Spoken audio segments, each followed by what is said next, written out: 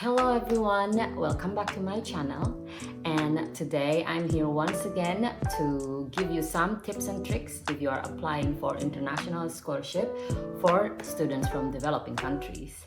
So today's topic has been highly requested.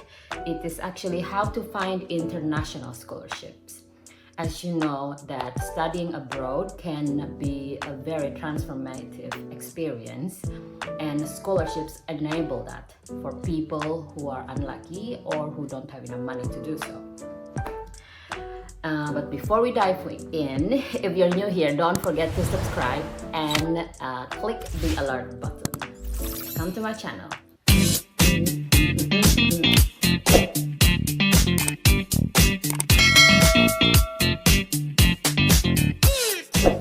Okay, so before we dive into the topic, how to find the perfect scholarship for me, ask yourself this: why do you want to pursue international scholarships, right? I know that it is a game changer. It enables you to also experience world-class university in the developed countries, and also that it will ease your financial burden. Right? So there are already three things that are super good why international scholarships are game changer. Personally for me, I have always dreamed of traveling abroad, and coming from where I come from, of course, that's not going to be possible, right? So I made it my mission to get a scholarship and travel the world. And here I am, 10 years later, I managed to do that, and you can do that too. Trust me, it's not that hard. So after my first scholarship experience in Australia, I've met so many different people. I have learned so many different cultures, work ethics, how to survive, simply, and also how to make it through to difficult times by yourself, with your friends, many ways. And I hope that I am a better person today than I was before I went abroad, and that's all that matters.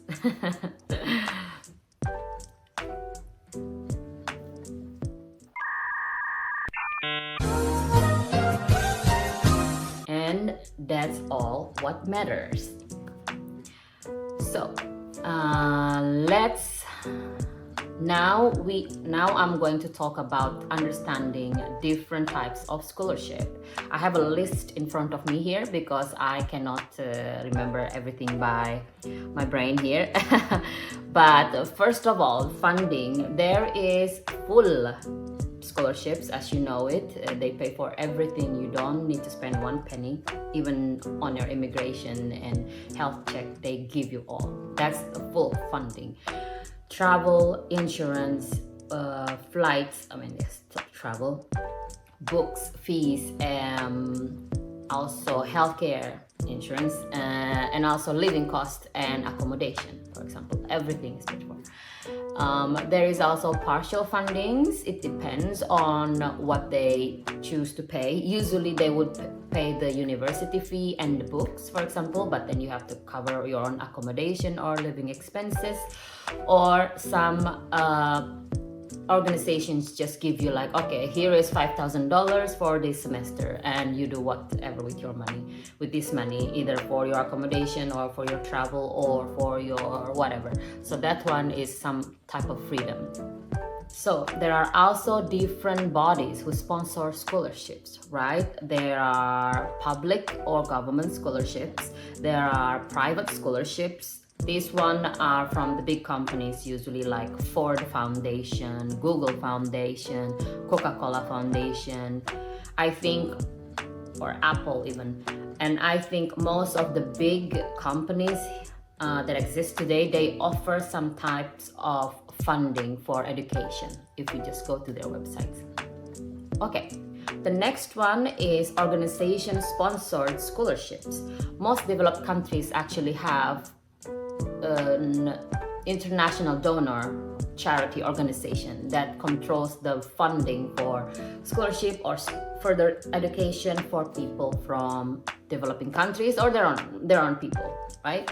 And for example, there is Chevening Awards for UK from the UK government. There is Australia Awards from Australian government, which I got in 2009.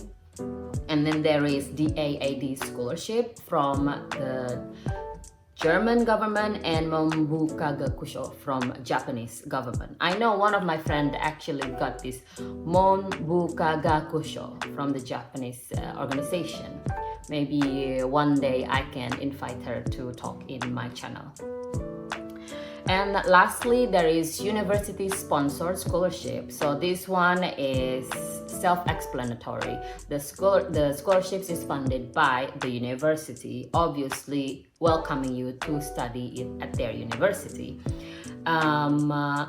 So if you already know which specific university that you really want to go to study, you can actually find, perhaps they offer scholarships. So go find the information in their website, because this type of scholarship is actually something that is less competitive, I would say.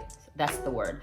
Because, for example, I actually got a university-sponsored scholarship when I was in London, when I went to London, and everything was paid for. It was a full ride. They even gave me money for accommodation and living expenses, which is amazing. It's called the University of Westminster. Okay, go back to how competitive it is. So imagine in 2015, when I applied for this scholarship, there were about 4,000 applications. But in the same year, if you look into Chevening Awards scholarships, there were about 40,000 scholarship applications. Okay, the thing is, of course, the Chevening program, they offer way more scholarships options, way more scholarship level and different types of fundings for everyone. But as you can see, then the fact that the numbers is like 40,000 compared to 4,000, you can take it from there and think about which one is best for you and which one do you feel comfortable enough after looking into their eligibility criteria, test, essay, etc. There are also actually specific scholarships for specific type of people, right? There are scholarships for specific Asian studies, for example. There are scholarships for African people. If you're from Africa and you're looking to study in the US, there are actually specific funding for African people. And then there are scholarships for athletes, of course, it's very clear. And then also there are scholarships for medical studies, for example. And there are so many more. Just try and Google it. That is what I would recommend you to do. Now that we understand the types of scholarships, where can you find scholarship, right? Sorry, take that one out. Now that we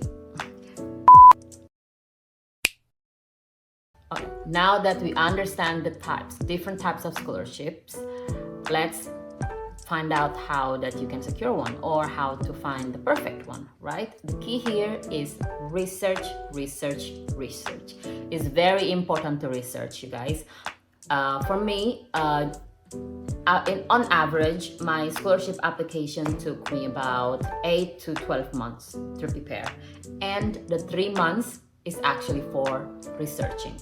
I want to make sure that the scholarship that I'm applying is the best one for me, the perfect one, based on what I need and based on my criteria.